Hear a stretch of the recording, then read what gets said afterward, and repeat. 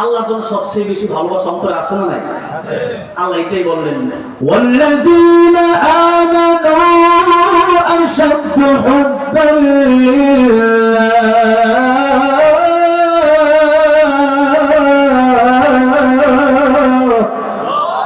আল্লাহ বলেন ঈমানদারের অন্তরে সবচাইতে বেশি ভালোবাসা আমি আল্লাহর জন্য। বলেন সুবহানাল্লাহ। ইব্রাহিম আলাইহিস সালাম যখন আগুন ফেলবে তখন ইব্রাহিম আলাইহিস সালামের কাছে জিবরাইল আলাইহিস সালাম আসছে, আয়েশা বলেন, ইব্রাহিম আপনি আমারে বলেন আমি আমার পাখা দিয়ে আগুনটা দূরে ফেলাই দিই। ইব্রাহিম আলাইহিস সালাম বলেন যে তুমি ফেলবা কেন? আমার আল্লাহ কি অন্ধ হয়ে গেছে? আমার আল্লাহ কি আমি ইব্রাহিমকে দেখে না? আল্লাহু আকবার বলেন। আমি ইব্রাহিমকে নমরুদ আগুনের ভিতরে ফেলাই, আমি ইব্রাহিম আগুনের ভিতরে জ্বলল, আমি সরকার হয়ে যাব। আল্লাহ রাব্বুল আলামিন যদি আমি ইব্রাহিমের আগুনে পোড়াতে খুশি হয়ে যায়, আমি ইব্রাহিম একবার দুইবার নয় আমার আল্লাহর খুশির জন্য হাজার বার আগুনের ভিতরে জ্বলতে রাজি আছি। এবার আগুনের ভিতরে ফেলে দেওয়া হলো। আল্লাহ বলেন, ইয়া নারু কুনি বারদান ওয়া সালামান আলা ইব্রাহিম। ও আগুন তুমি আমার ইব্রাহিমের জন্য আরামদায়ক হয়ে যাও, ঠান্ডা হও।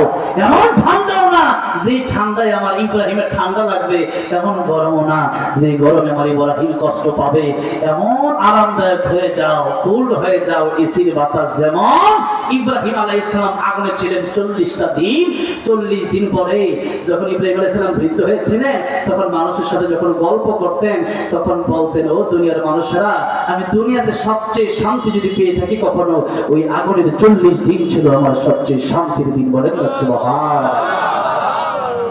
তো যদি আল্লাহর জন্য হয়ে যায়, নাল্লাহুল মাওলা ফালাহুল কুল, আল্লাহর জন্য পাগল হন, দুনিয়া আল্লাহ আপনার পায়ে ঢেলে দিবে। কার জন্য পাগল হতে হবে? বলেন কার জন্য পাগল হতে হবে? আজকে আমরা আল্লাহর জন্য পাগল না হইয়া দুনিয়ার জন্য পাগল হইছি। আপনি যদি সাগরে গিয়া পানির মুখ কইরা ধরেন, বলেন তো কত পানি আপনার হাতের ভিতরে থাকবে? পানি সব বরগলায় পড়ে যাবে, ঠিক কিনা বলেন? পানি পড়ে যাবে, এটা থাকার জিনিস না। ঠিক তেমনি ভাবে এই দুনিয়া ধরে রাখার জিনিস না, এই দুনিয়া ধ্বংস হবেই হবে। এই দুনিয়া যতই মুখ করে ধরতে চাইবেন পানির মতো দুনিয়া চলে যাবে আপনার কাছ থেকে, আপনি দুনিয়া পাবেন না। কিন্তু আল্লাহ দোয়া শিখিয়ে দিয়েছেন এরপরেও, রব্বানা আতিনা ফিদ দুনিয়া হাসানাতাও ওয়া ফিল আখিরাতি হাসানা ওয়া কিনা আযাবান নার। এ বান্দারে, আমি আল্লাহর কাছে তুমি দোয়া করো, আয় আল্লাহ দুনিয়ার কল্যাণ আপনি আমারে দান করেন, আখিরাতের কল্যাণ আমারে আপনি দান করেন, আর কবর আযাব থেকে আপনি আমারে রক্ষা করেন। এই দুনিয়ার মধ্যে অসংখ্য মানুষ টাকা হতে পারে, শান্তিতে থাকতে পারেন, কিয়ামতের কঠিন ময়দানে যার সবচেয়ে বেশি টাকা ছিল এরকম একজনকে জাহান্নামে ফেলে দেওয়া হবে, আর যে একবারে গরীব ছিল ওই ব্যক্তিটাকে যখন জান্নাতে দেওয়া হবে। এবার আল্লাহ দুইজনকেই ডাকবেন, ও জাহান্নামী, এবার বলো দুনিয়াতে কেমন শান্তিতে ছিলে? জাহান্নামী ব্যক্তিটা বলবে, আল্লাহ তাআলা দুনিয়াতে আমি শান্তি কারে বলে আমি জানি না। আর গরীব মানুষ, টাকা পয়সা ছিল না, হারাম খায় নাই, সুদ ঘুষ খায় নাই, ফরজ বিধান মেনেছে, নামাজের সময় হয়ে গেলে পরে নামাজে চলে গিয়েছে। হাইয়া আলাস সালাহ, হাইয়া আলাল ফালাহ যখন মুয়াজ্জিন বলেছে তখনই মসজিদে দৌড় দিয়েছে।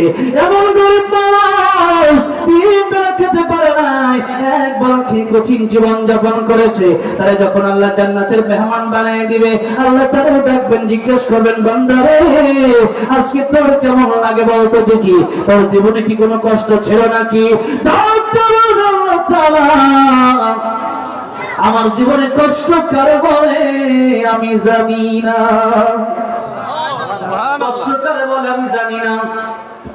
অথচ যে ব্যক্তি আরামায়েশ করলো সারা জীবন, জাহান্নামে এক মুহূর্ত দেওয়ার কারণে বলবে, আল্লাহ আরামায়েশ কারে বলে আমি জানি না। এই হলো জাহান্নামের আগুন, এই হলো জাহান্নামের কষ্ট। ও দুনিয়ার মুসলমান, আজকে আমরা এক দুনিয়ার জন্য পাগল হইছি, আল্লাহর জন্য পাগল হতে পারি নাই। আল্লাহর জন্য পাগল হন, আখিরাত তো পাবেনই, দুনিয়াও আপনি পেয়ে যাবেন ফ্রি।